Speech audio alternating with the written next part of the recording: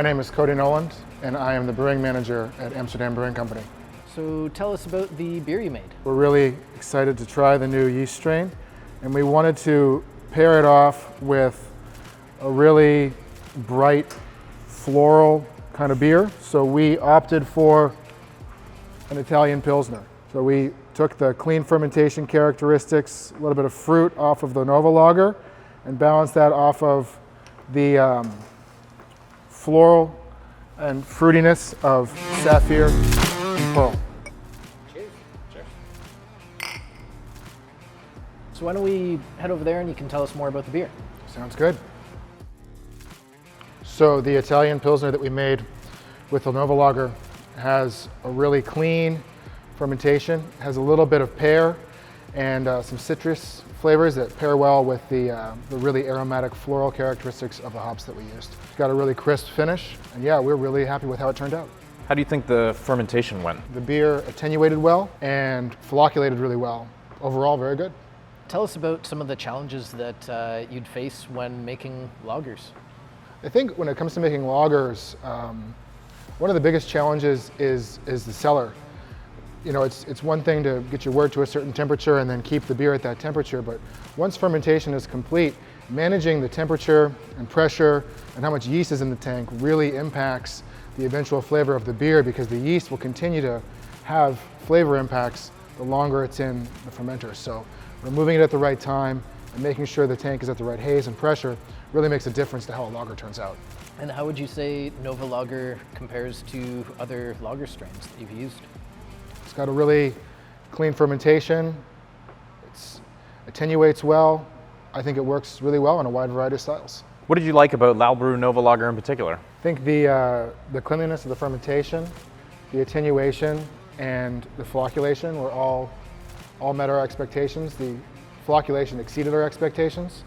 I think it's a really versatile strain that could work in a lot of different styles. And what other styles could you see the strain being used for? In addition to Pilsner, the styles that NovaLager could work really well in could be any sort of North American style. Mexican lager might be really nice. I could see it working really well in variable temperature fermentation, like a cold IPA. Would you recommend LalBrew NovaLager to other brewers?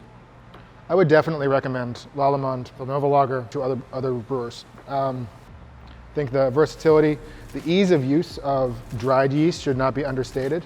And just the sheer flocculation in this would make it really versatile for a brewpub application if you didn't have a filter. I know you said the fermentation took the full 14 days. Did you give it your standard lager maturation time, or did you cut it short? Or no, we were able to give it a full 2 weeks cold.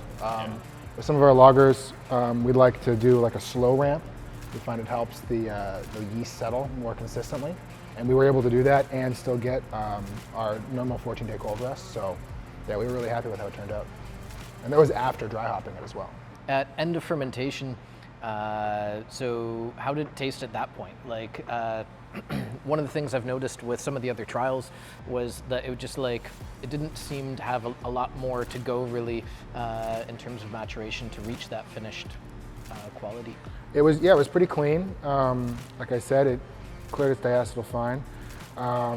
We did have an expectation that we were going to dry hop this. So in sort of evaluating the sensory of a Pilsner that you expect to dry hop, when you smell it pre-dry hop, you're like, well, this doesn't have enough hops in it. And so that sort of factored into what we were thinking. But it had a nice sort of pear. It had a very, very mild breadiness. But yeah, it really lets the ingredients sort of shine through. The yeast doesn't really muddle anything like it would in there's some German lager strains that have like a really strong bread character. Mm-hmm. This is way, way clean. Something we've found is, and it was actually really cool. So it's a hybrid yeast strain, and we've selectively bred it for certain traits. But one of the things that wasn't really like something we were aiming for, but just kind of happened, was the beta-glucosidase activity for biotransformation. Did you see much play between the yeast and the hops? Did it work? Yeah, we saw a bit of development. I think that's where a lot of those floral characteristics come from, and there's a lot more citrus in this beer than I would expect in a beer made with continental hops. Yeah. So that citrus could be from some of those free thiols sort of releasing during that process. The yeast strain works really well for that style. I was hoping somebody was going to do it on a trial, if nothing else, just for selfish purposes, so I have something tasty to drink. So yeah.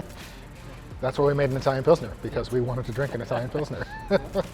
Yeah, it really does a good job of staying out of the way of the hop character. Like sometimes you use lager strains that can give off like a little bit too much, and it conflicts with the hop character or it gets in the way. But this is just super clean, and like you said, like you do get the full expression of the hops. It's just really nice. Yeah, I mean, not only does it not get in the way, but it's cool. It's like kind of like boosts it, because I think it's maybe the only lager strain out there that's commercially available that has the beta glucosidase activity. So I don't think there was anything surprising during the brewing process. We did add some downstream hop products to amplify some of the hop aroma, but other than that, everything turned out relatively within our expectations. And then afterwards, it had a fairly normal Pilsner hop schedule where we had some first wort, we had some 45, we had some Whirlpool, and then again the dry hops. I liked it.